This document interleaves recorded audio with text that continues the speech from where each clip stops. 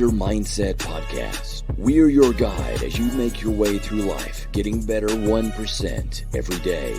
We believe that life is lived and true victory won through adversity. Nothing easy is ever worth it. We believe in the warrior ethos and support those that choose to walk that path. Well, you told me to read this book. The last time somebody told me to read a book for the show, it worked out pretty well. Some good stuff. And you told me to read this one. Get the name right. Essentialism, the Disciplined Pursuit of Less by Greg McKeown. McKeown? I don't know if I said that right. McKeown. McKeown. Did you listen to the audio book or did you read it? So I actually read it. I did both. I set a goal for myself this year to try to read a book a month.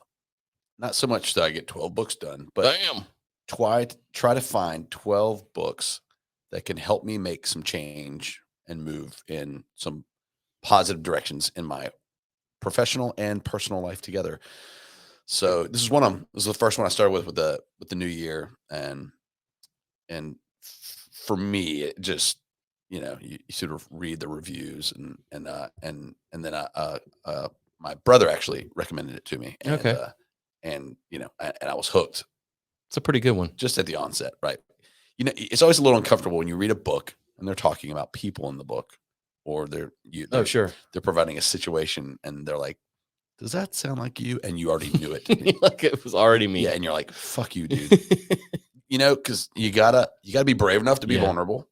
Yeah. And like say, yeah, that is my life, or that is an element of my life, or yeah, that's a thing in my life I don't like. Mm-hmm. So anyway, in the eternal quest to improve my life, I read Essentialism. It's a good quest. It's a noble quest. Indeed. Essentialism is not about doing more. It's about doing less but better. It's about finding the things that are truly important and giving them your full attention. That's what you sent me. Yep. I dig it. Yeah. That's a pretty good synopsis. I feel like it's a good book or a good discipline, good focus, good concept for anybody that is struggling with burnout. I like the word discipline. Yeah. Or that is struggling with burnout. This idea of feeling like your days are full, but you don't make progress. You're right. And there's a level of unhappiness in what you are doing. And I think that's a lot of people. Listen, we hang out with lots of people that are ambitious and creative in the SoCo community and beyond. And this seems to be something a lot of people are struggling with, this idea of like, how do I get it all done? That question. And I really enjoyed this book because I think it helped provide not only like a permission to own that problem, to acknowledge it, to give it some space to breathe, but also some really good frameworks to try to help you evolve your way out of it. So that's it. You mentioned burnout. I want to come back to that. Essence, explore, eliminate, execute. This is like the four things. That's how he broke the book up, which I thought was cool. It's a cool way to, if you wanted to write it on your knuckles, essence, explore, eliminate, execute. All right. So next time we do this, cool. I want to see 4 new tats on your knuckles. 4 E's. 4 E's. The 4 E's. Yeah. But so you mentioned burnout. Yeah. Tell me more, Seymour. I mean, what's up? It's like everything else.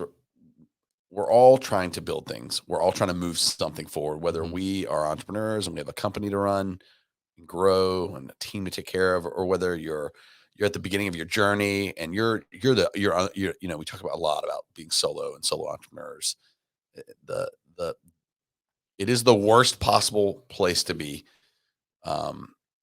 because you got into it because you wanted to make more money or to generate a life that maybe you couldn't have in a traditional environment, or to have that ever elusive freedom. And what ends up happening, as we talked about in like things like clockwork, is the owner operator, you're doing it all. You're selling the service, you're building out and delivering the service, you're managing the books, client relationships, all those things. You have to do it all when you're solo.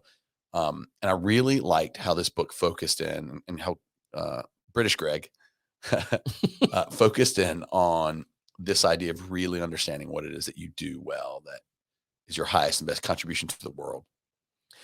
And the thing is this, it's like water when it takes the shape, right, with gravity pulling it down of whatever vessel you put it into. I mean, I feel like life and work and client obligations and, questions and let me pick your brains and all these things will absolutely act like water and just completely fill up your cup. Yeah. And I think we could all use a dose of dumping out that water and finding a different thing to fill that cup up with. Maybe a solution that is a little less water and a little more whatever it is you're looking for in your life, wellness, mental fortitude, deeper relationship with your family, whatever those things are. I feel like life will they'll just fill your cup up with whatever comes in if you let it. And I really like that this book helped acknowledge that and also help me, and I think it'll help others get a better sense for what they want to fill their cups up with.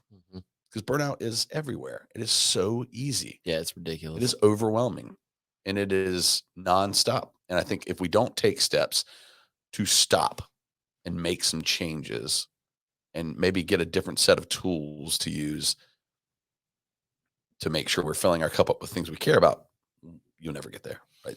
It's not a will thing. It's a way, it's a discipline, as you said. Let me ask you this. Yeah. I mean, of those things, the first one, essence, I guess, I think we're breaking down the 4 of them, but identify what is truly important and eliminate the rest. That seems like most of the problem. You know what I mean? I don't know about you. When I feel like I'm underwater or burned out or whatever, it's because all the things I have to do are sort of chaotic, right? It's just chaos. It's like not organized, not, it's not coming at a certain time. It's just like all this shit at one time. And that's when I start to feel burned out, when it's like that for too long. Well, but essence is, I feel like that concept is the second part of that. I think is fucking hard. How to get rid of the stuff that is not essential and important. Do you feel like you don't know the answer to that part? The what is essential and important in your life? No, I do. Okay. Yeah. So that part is not what you're talking about. You're talking about like how to make sure that you stay focused on this. Yeah, I'm talking about burnout specifically. Like, when you finally raise your hand, you go, I feel burned out. It's like way too late. Yeah, without a doubt. I bet that there's a group of people out there that probably haven't slowed down long enough to ask that first question. Right. What matters? Yeah. to you? Why am I doing this? Yeah. But not even that. Back up even further. What matters in my life? So it's like, okay, all right, we're gonna let's take a hiking analogy because or a trail running analogy, right? We want to get we're you and I've talked about sprinting up or trail running Table Rock, right? Yeah, to get to the top, right? Because it would be super cool and challenging and a physical feat. Yep, that's easy, right? What matters in that particular exercise? Is it getting to the top?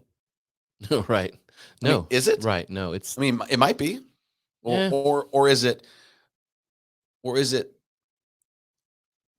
fellowship along the way and pushing each other to get to the top? Is it seeing how far we can actually run before we fall over and have to crawl our way up?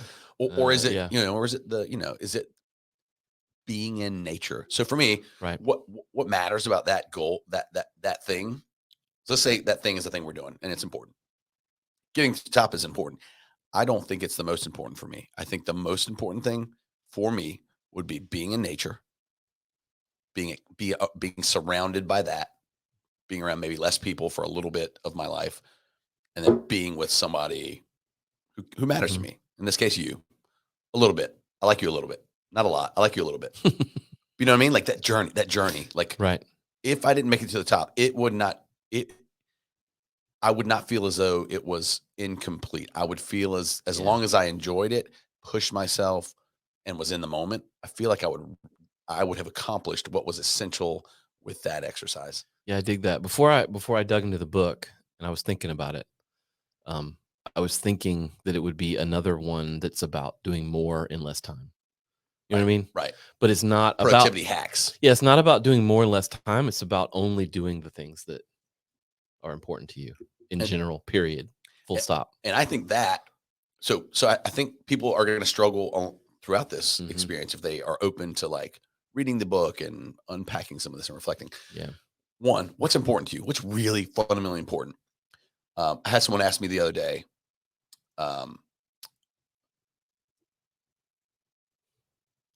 as it relates to people in my life, would you rather be rich and alone or poor and with people that love you? I couldn't answer it right away. In the moment, I was going through some stuff. So in the moment, I needed to, I couldn't. But then after transitioning out of that conversation, doing something else, and then like having some time to reflect, I thought about it and I was like, that is the easiest answer in the world. When you stop, because I got caught up in like, I think we were like, you know, Catherine and I had like a budget fight or something. There's something that brought the money thing into it, as we all have in our lives. And as soon as that went away and I wasn't tense about money or dealing with whatever issue related to that, it became a much easier question to answer. And I feel like this first question needs to be that simple. When everything's off the table, right? When nothing is in particular right now fucking stressing you out, what matters in your life? And I bet some people can't answer that. I bet some people can't even slow down enough to say, what matters to me? I've spent a lot of time thinking about this. Well, and you've been on this journey way back in the day when you were building Period 3 in the agency and, you know, doing $1 million plus in revenue, and you had a team of 8. $1 million plus $1. If that. You're right. I remember us having this conversation where you like, you were overweight. Yep. You were burned out all the time, right? You had 8 to 10 people that were, and plus clients that were like, give me. I need your attention. I need your, all the time. Yeah. And it almost ruined your life. And that's a good example of like, you made changes probably because you reached a breaking point and you were forced to stop and think about what mattered to you. Yeah. In my case, in that particular instance, those problems that you're talking about manifested themselves in real life. Right. They become real problems. And I think probably for most people, that's what happens. They become real problems, like that are external to your emotions, right? It becomes like, maybe you have a heart attack. Maybe you're if you're married, maybe your marriage goes away, or if it's money, maybe your business falls to shit, which in my case wasn't, all 3 of those didn't happen, but they were all well on the path. Yeah. And they were all present to those things happening. They were top of mind. They were, you were staring them down. And then essentialism is pretty easy at that point.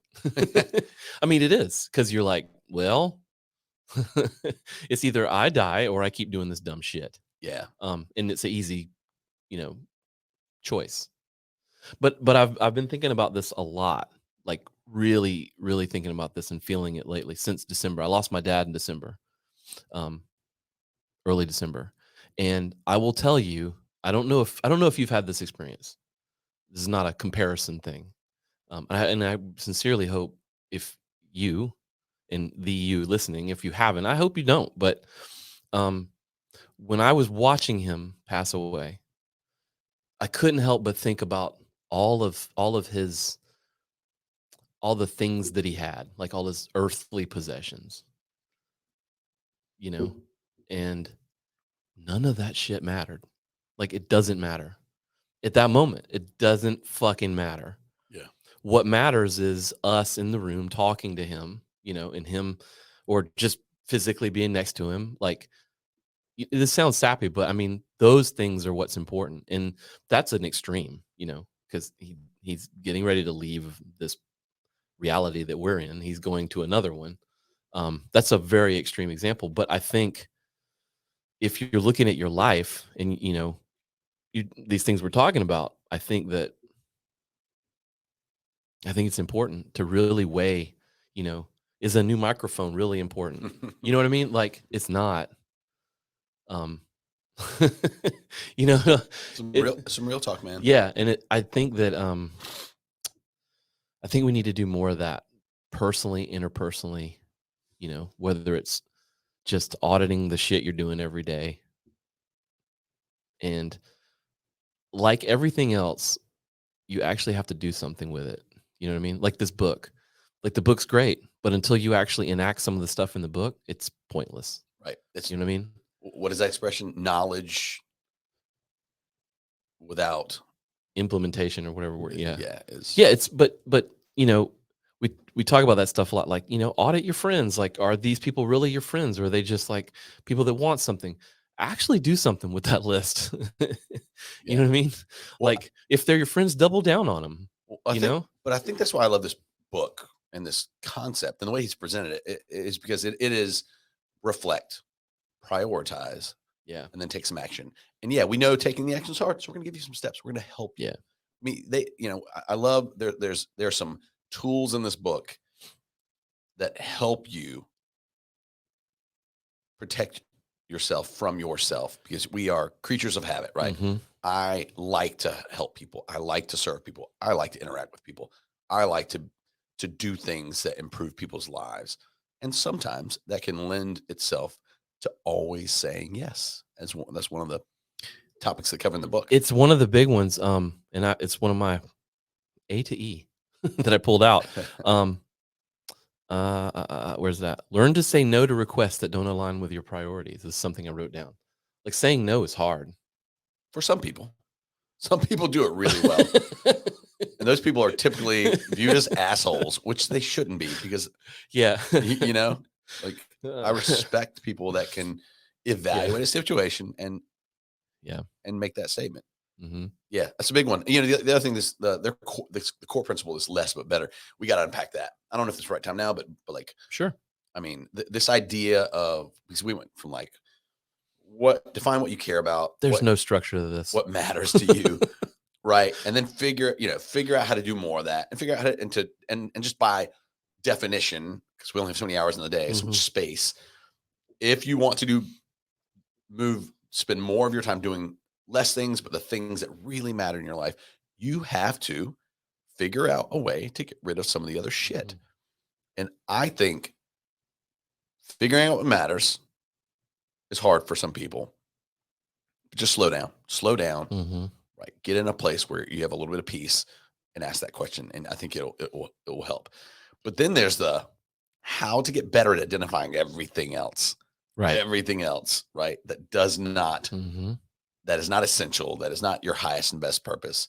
That doesn't feed you or nourish you. How to identify that stuff. So, so I get some like counseling, coaching, like everyone in the world should. It is a tool in my tool belt, people. So, if you want to judge, fuck off.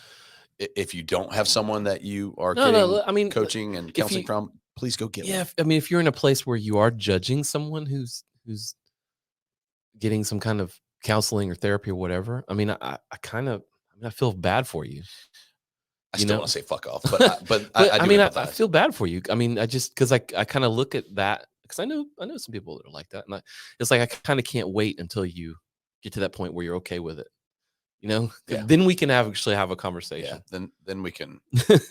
That's when the healing begins. Yeah, then you become a better person. Yeah. I promise. I mean, not all therapy is created equal, but like, right, it is helpful. Yeah, but this idea of like having someone else help you figure out what matters in your life, what really matters, and it's okay. It doesn't have to be family and love and relationships. It can be money. If that's your thing, that's fine. Well, what I've found with therapy is that it's not. If you're listening, it's air quotes therapy, but like, it's that they give you tools to deal with shit, right? And that's what's most important, I think, from that kind of stuff. It's like the tools. Yeah. The strategies and techniques for how to deal with things, which I think most people lack. Because therapy isn't just like laying on a couch and no, in fact, you won't continue to do it if that's all that is happening in that room. I will say this though. I do think things like this book, not saying I have a problem, I need to read this book and fix the problem. Saying, right. I would like to improve myself. I would like to learn and grow as a human. I'm going to do some stuff to do that. I'm going to talk to people. I'm going to read some stuff. Yeah. Counselors fall into that bucket of kind of like Greg in this book, which is they help you help expose different perspectives. They help maybe reset your thinking Mhm. so that you are in a place where you can grow and you can get better. Whether that's like, like I want to get better at content marketing, right? It's that Sure. same principle, Yeah. knowledge, perspective, Mhm. understanding, right?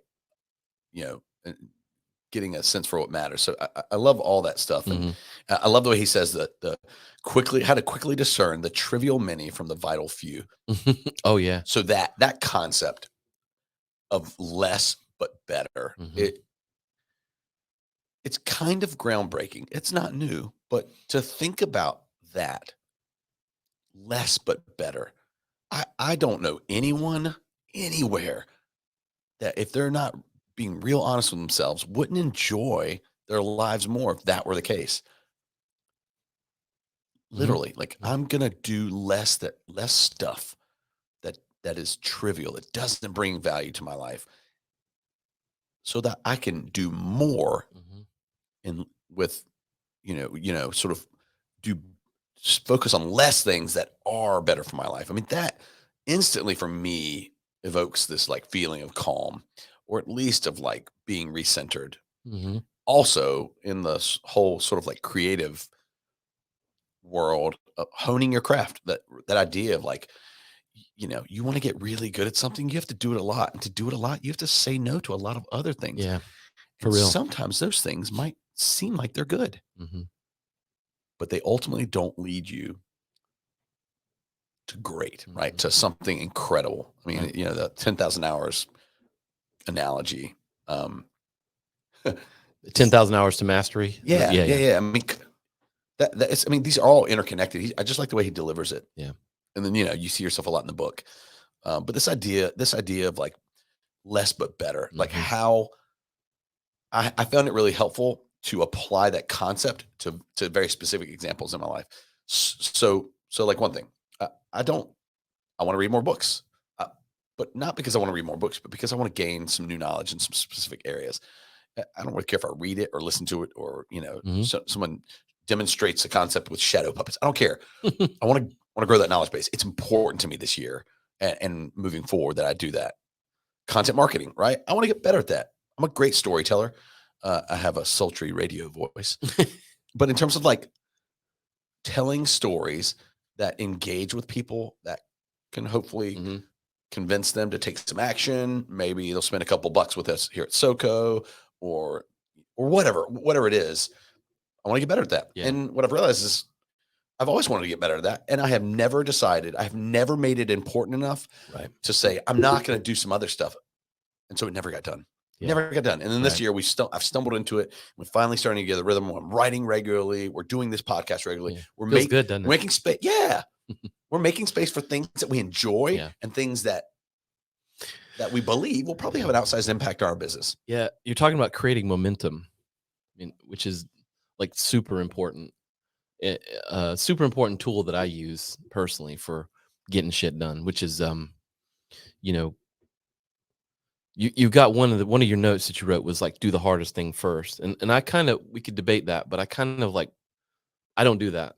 Like I like to create momentum into, you know, doing these bigger things. I'm a firm believer. Like when I started podcasting, well, we did podcasts for like 10 years, but when I recently started this one, it was like I knew the first one would suck, you know, but you just gotta go Yeah. talking to your phone and get one, like do it and then build the reps. And then after a couple of months, you're like, well, damn, I got like 10 in the bucket here. Yeah. It's getting not terrible. Yeah. It's this power of habit thing. Yeah. Yeah. And I don't know if I agree either. I wrote it down just because it was a concept that stood out to me from the book, but I don't know if I subscribe to it either. This idea of doing the hard things first. I do that when I do things I don't want to do. Right. I just do the biggest, hardest one and get out of the Right. way. And then like, But in shit terms don't- of like changing habits and Yeah. creating momentum, yeah, I think it has to be that incremental. but it feels great.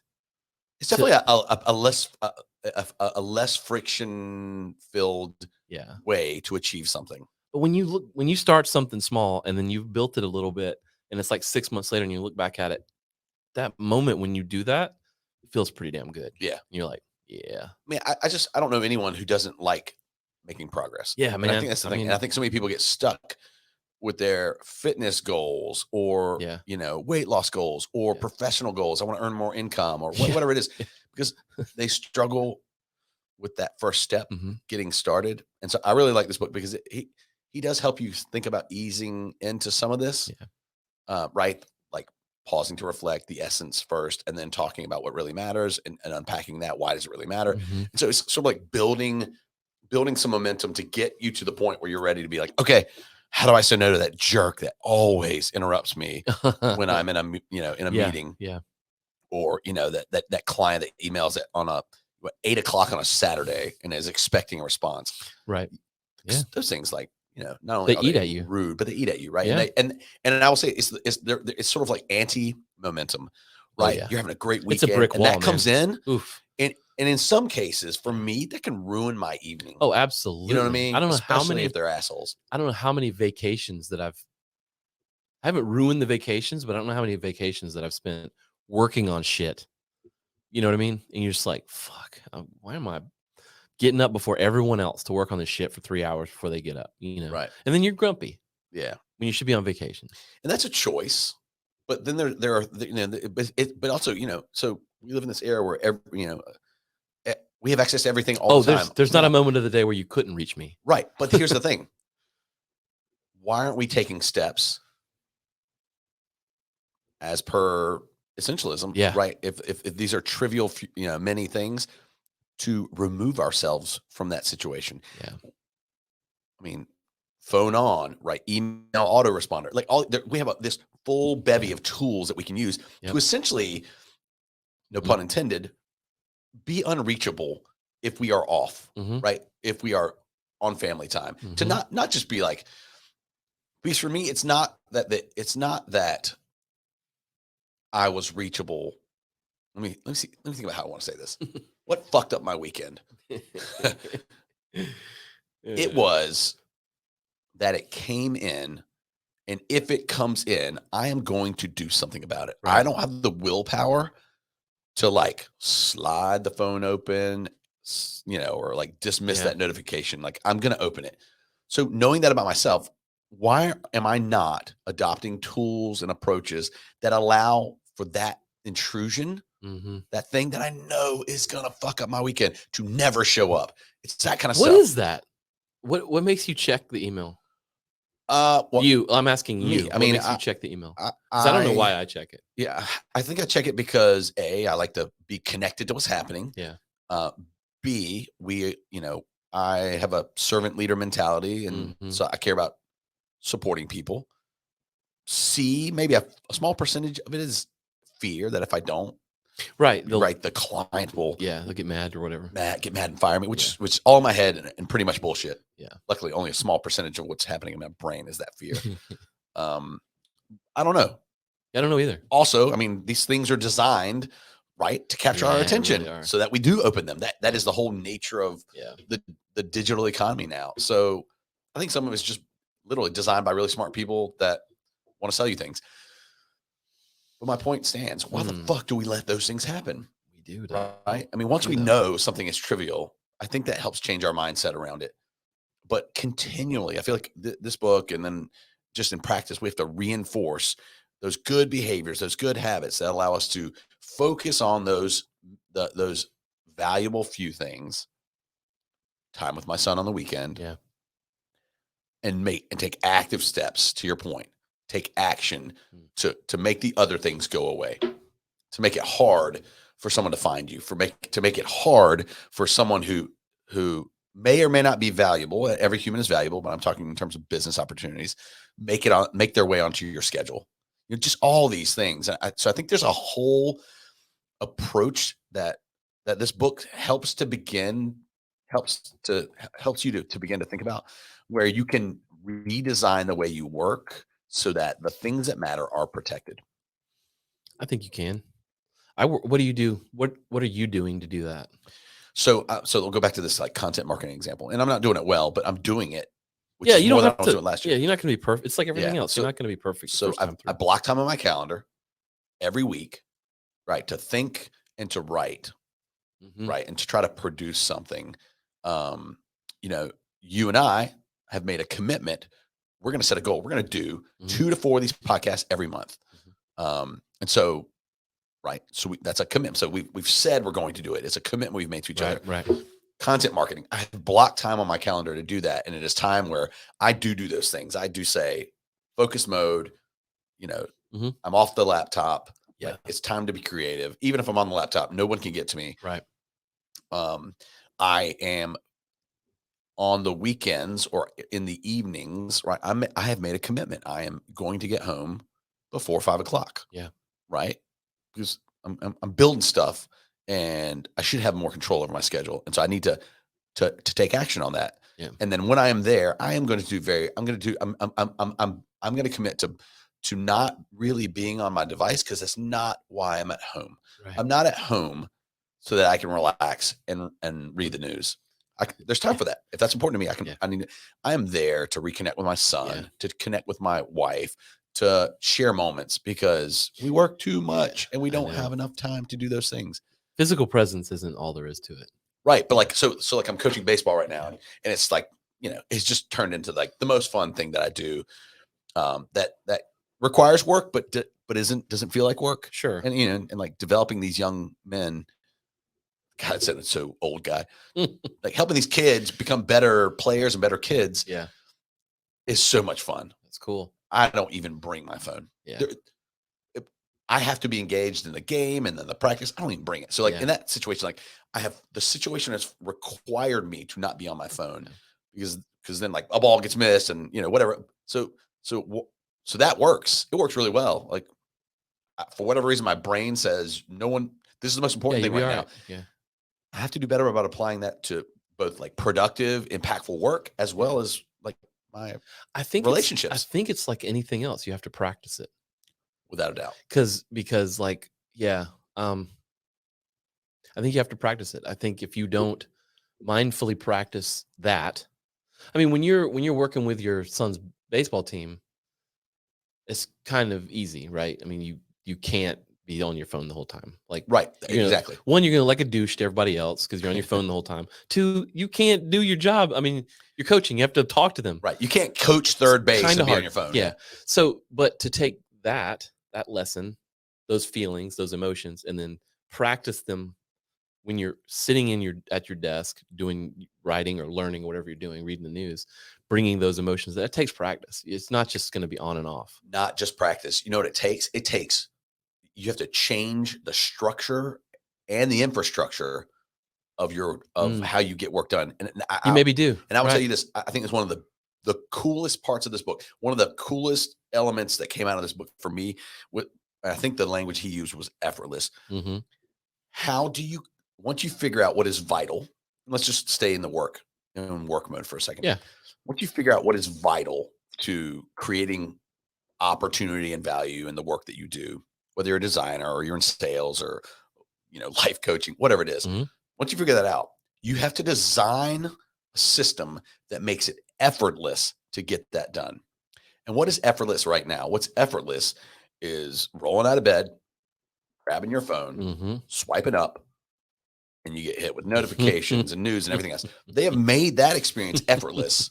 You don't even have to swipe your phone. Right. It'll just do it if you want. So if we all agree, and that's fine if we don't, that is not a good use of time. I believe it is not. It's the worst use of your brain. Well, at least at that stage. And it's probably actually damaging, but sure. Right. And something else is better. Maybe it is, literally 5 minutes talking to your partner, or 15 minutes of mindfulness, or maybe it is a quick run. Like that's, how do you make it? How do you design your morning so that is the path of least resistance, so it happens more? Right. How many times have we been like, oh, I need to change my routine because I want to start exercising in the morning. And how many of those mornings do you actually get your ass out of bed and roll into the gym or go outside and take a run? So there's the thing with that. So we're Americans, so we think it's all or nothing. Right. It's just how we're wired. But when you're talking about practicing something and building habits and building routines, and, let's take the morning. How many articles or blog posts or books or Instagram posts, it's like the most essential morning for the high productive human being business owner. Like you see like thousands of them and you're like, these fuckers aren't doing this stuff every day. Right. I'm sorry. Right. They're not doing this shit every day. You're not cold plunging at 6 a.m. and then, sauna for 30. And then I drink my tea and then my mushroom tea. And then I praise the Lord. And then I write emails. You're not doing that shit every day. I think if we take a look at what you said, and you kind of touched on it, which is like, how many times this week did I do the things that I wanted to do? Right. So if you're entering this and you're like, I made a list of the shit I'm going to do every morning. And then, you do it Monday and you do it Tuesday and then Wednesday you don't do it. And you're like, shit, I failed. Like, that's not really the point. The point is like, these are the things I would like to do in the mornings. I'll start on Monday and then by like Saturday, Sunday, sometimes I look back at my week and I'm like, wow, I mean, I did those things. I drank my athletic greens like 3 days this morning. That's pretty good.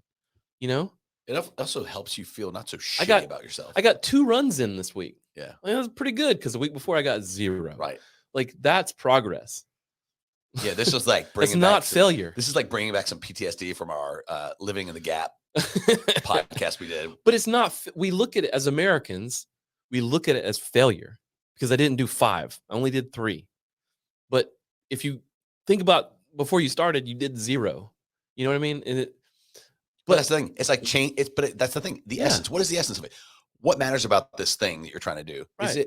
Is it weight loss, or is it developing a better habits that help you be healthier? Is it about getting to the top of Table Rock, or is it about the act of getting there and doing it? That's right, man. That's what's important. Some mind. My counselor, who's brilliant, she calls it mind fuckery.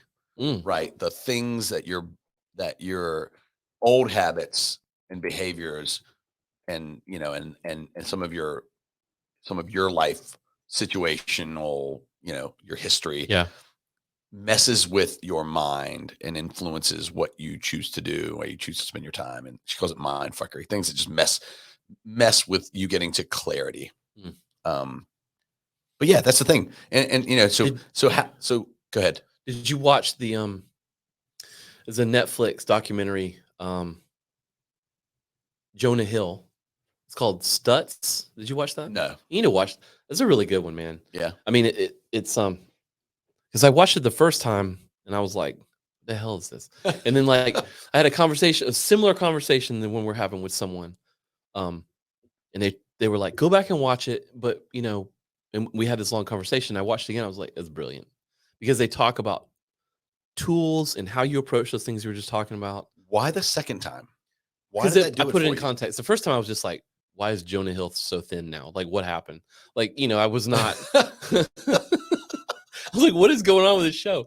And it's sort of weird because it's like, it's a documentary about his therapist, but it's also about a documentary about a therapist. It's like this weird, like, sounds like some mind fuckery. It's very meta, like in the way it's put together. So I was like, what am I watching? But when I just watched it from the perspective of like, what could I get from it in terms of tools and what was the therapist teaching him?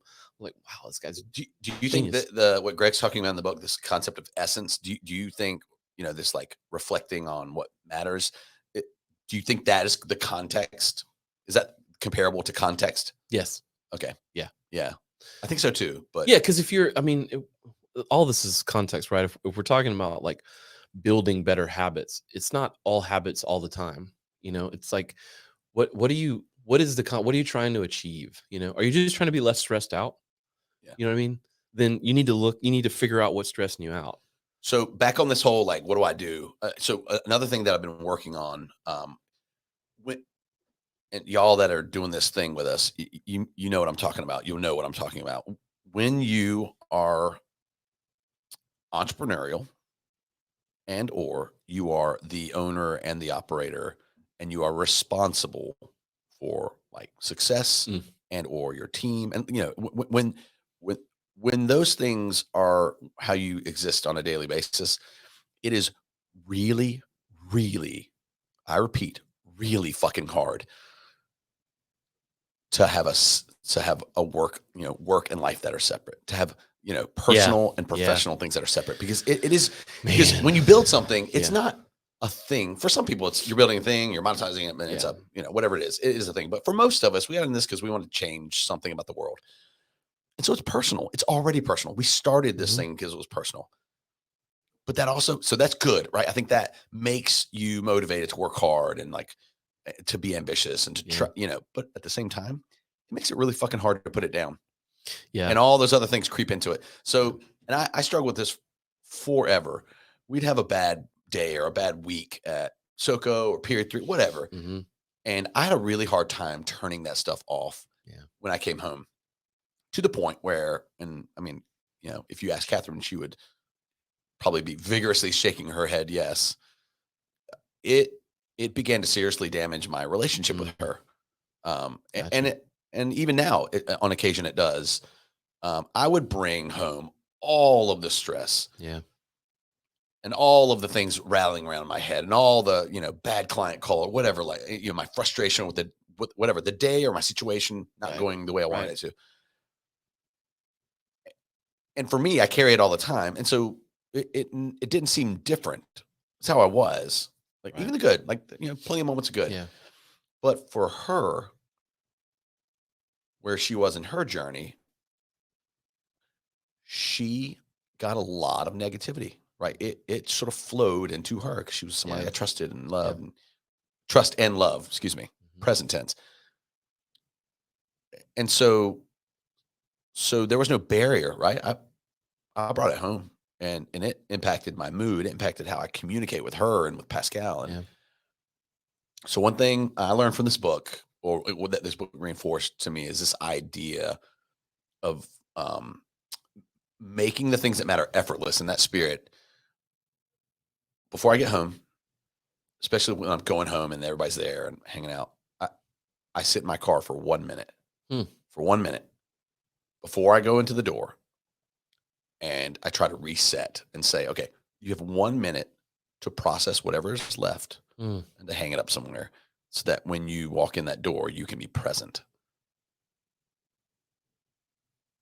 Dare I say positive, right? Because yes, your partner should be able to, you should be able to vent and struggle and have all your struggles. Not as soon as you walk through the door. Not as soon as you walk through the door. And slam, fuck this place. Wait, what? And I will say, as we continue on our journey of learning about each other and our relationship, that one thing, and to your point, I don't do it every day. Sometimes I roll up in the club, pissed as shit, and I just start unleashing. It's so stupid. But they don't deserve that. And so I have been trying to do this more, and it has been very helpful in resetting for me. And literally, it's 1 minute. It's a great tool. 1 minute. I had a mentor of mine who was, that they have a more analog version of this. They were like, hang that shit up on the, put a hook by the side of the door before you walk I was gonna say it. Yeah. Hang that fucking shirt up. Hang that jacket up. Hang that hat up. Put it all in that shit. Hang it up. And guess what? Go in. And when you get back up in the morning to go back out into the world and do shit, it's going to be there. That's pick it back up.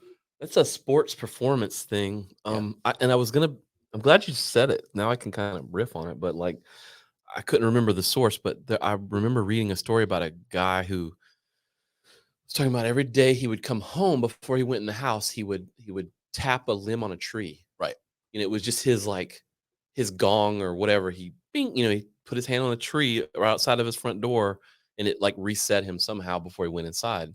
But he was talking about over the years how he looked at that limb on that tree, and it was like rubbed bare and raw right there. No bark would grow over where he would touch it every day. But sports teams do that too. Like, I can only think of like the football metaphor, but is it Michigan or wherever? Clemson has it where they touch the rock. Like, they do a literal physical thing to sort of try to set you in a certain way. It's a very cool tool. Yeah, but but that's the thing. And a lot of athletes have rituals. You watch it in baseball where they're like, speaking of baseball, they're like doing and they're like kicking their foot and spitting a certain way and rubbing dirt, and they're like, all right, good, I'm go. Was it in this book that he talked about? They talked about who's the most badass Olympic swimmer ever? What's his name? Oh, you asked me. All right, we gotta look it up real quick. Hold on, y'all. I see his face staring at me. Yeah. But I think, okay, whatever. We'll figure out the name. Michael Phelps. Yes, thank you. Google. MP, baby. I think in this book there's a section on like where Greg sort of unpacked Michael Phelps' routine. If you've never read about it, it's fucking nuts. Yeah, it's nuts. It's nuts. It's a lot of detail. It was the power of habit, the power of reset. Yep. It was the same thing every time, Yep. and it got him. It developed before long. And there are prompts by the coach to get into certain mindsets. Yep. I really enjoyed it. I thought it was over the top, but maybe that's what it takes to win 15 gold medals or whatever. But I thought it was a much simpler version of that. We do that in martial arts class. How? We have a very set routine for how you enter the floor, how you bow, how you start. And we have we do it the same way every time. We start with the same way, with the same exercises, the same kicks, the same, we call them basics. Why do you do that? It's like the first 10 minutes of class to do that for everyone in class, to get them in the right mindset. Think about whenever you go to the gym and you're like, that was a great time in the gym, like that workout was good. Why was it good? 9 times out of 10, it's because you left everything outside and you went in and worked out and you came back out and picked it back up. When it's a shitty session is when you bring that shit in. Right. So I'll give you my analogy. So that's why we do it. I do functional sort of outdoor fitness stuff, but for me, one of my favorite things to do is to run and work out down by the Saluda River, which for those listening that are not in Columbia, y'all got to get here. We have a fucking unbelievable river system. Yeah, it's really cool. And, we're building out, 30, 50 miles of trails. Anyway. I'm happy they have the new pull-up station there too. It's really cool. Right. See, that's my point. Yeah. That functional fitness for me is big. But so my analogy for running is I have bad runs when I carry that book bag. Yeah, right. All the way down the trail and all the way back. Yep. I'm not focused on the run. I don't check get the that moment. shitty email right before you run. Right. Yeah. Think about it. I mean, I run faster, but you got to not do that. Yeah. So my best runs are when I'm done, my mind is, so it's either or. Either my mind is clear or I'm so tired at the end of the run that I have that like low level, like joy hit and my mind is clear. Like I'm too tired to give a shit. Yeah. Like I'm just like laying there, just like breathing heavy, not focusing, not thinking about anything else. Yep. Except breathing and drinking water. Yeah. And I don't know if that is some like back end way to get into mindfulness, but absolutely. I crave that when I run. Like absolutely. That is a great feeling. And it's not a feeling of like accomplishing something. It's a feeling of nothingness. Yeah, it's got nothing to do with that. Clarity. So that's a result of it. Right. But you're doing that too at the same time.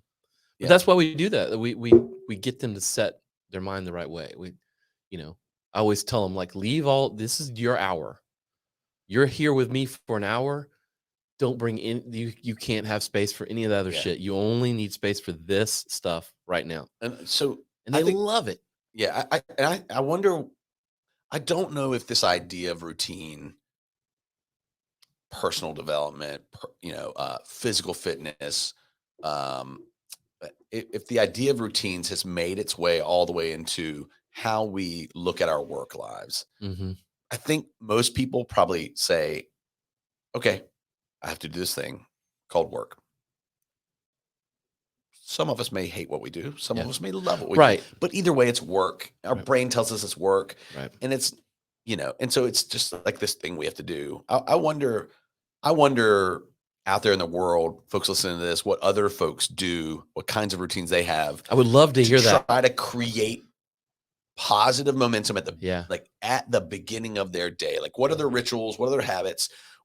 What are the things that you do to touch the rock? Right. Yeah. Send those in. If you're listening, I'll put a question submission thing on the podcast. You can do that. So if it's on YouTube, make a comment. If it's in Spotify, send us a question. Send us an answer. So for me, I'm big on crucial results, like doing things every day, one thing or more things, if the day permits, typically done. That is big. That moves the needle. Yeah. And so how do you make space for that in the spirit of what Greg was writing about? I take a few minutes every day to plot out, not to plan out my calendar.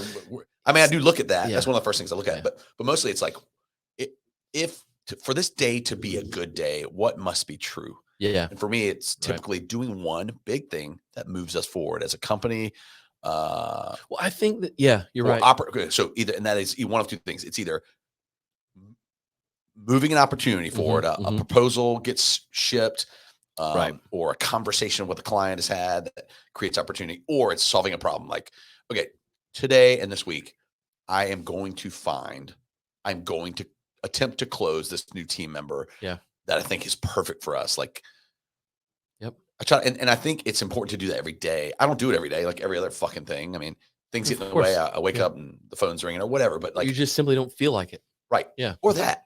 You got to have room for that. Yeah. But when it's like booking your day so tight with meetings, you forget to leave time to go to the next meeting in between them. Yep. I mean, I've done that. Yep. And you're like, oh, how do I get over there that quick? Like I've done that. It's like Hermione and the whatever Harry Potter 5. The time stone thing. Yeah. How did I know you were going there? Hermione. But that's important though, because you see that too. We talked about I was making a joke about the super aggressive morning routine that everybody likes to post about. We do make these to-do lists. We make these lists of things to do daily, but I don't know that that's healthy either. I mean, there are certain things that have to happen every day. I got to pick my kid up at 3:00 every day. Like, he's going to be pretty sad if I'm not there to get him. Right. Like, essential. That's a hard and fast essential thing. But like, I got really good at all this stuff in my fitness life, in my martial arts life, in my, going out in the woods life. Like, those I got really good at, but my work was still a mess. Yeah. And then I realized, well, why don't I apply the same things that I do here to this? Okay, here we go. And that's when it got good. Yeah. And I've sort of figured out how to make my day go by faster. Is that weird to say? Like the work, the stuff I'd much rather be in the gym or training or out in the woods or hanging out with my boys or whatever. Than sitting here building a website or something. But I've figured out a way to make me. What the fuck about me? You're one of the boys. Okay. All right, cool. Because I was about to be offended. But not sitting there so long doing those things. Like, I figured out a way to finally get that. For me, it was taking it outside of thinking daily and thinking about it weekly. Back to your thing about like, did I get this thing done today or not? It doesn't matter. Over the course of a period of time, did you get some of the things? I got it done by the time it needed to get done. Overall, within the 3-month time frame, I got it done. I bet that helps you be a lot more zen. It does, 100%. Yeah. Where I learned it from, you ever heard of a guy named David Goggins? Yeah, of course. Of course, everybody's heard of David Goggins. I run hot and cold on David Goggins. I really like him, but I can only listen to him for like 30 seconds. And then I'm like, it's a lot. He's a lot. You're very intense, bro. Yeah, he's a lot. I get it. I don't want to be that guy. Sorry. I don't want to be you, dude. Nobody wants, well, the thing is, nobody wants to hang out with him either, because it's like, bro, calm down. But anyway, where was I going with that? So there's a guy, Jesse Itzler. You ever heard of him? Yes. Yeah, a lot of people have.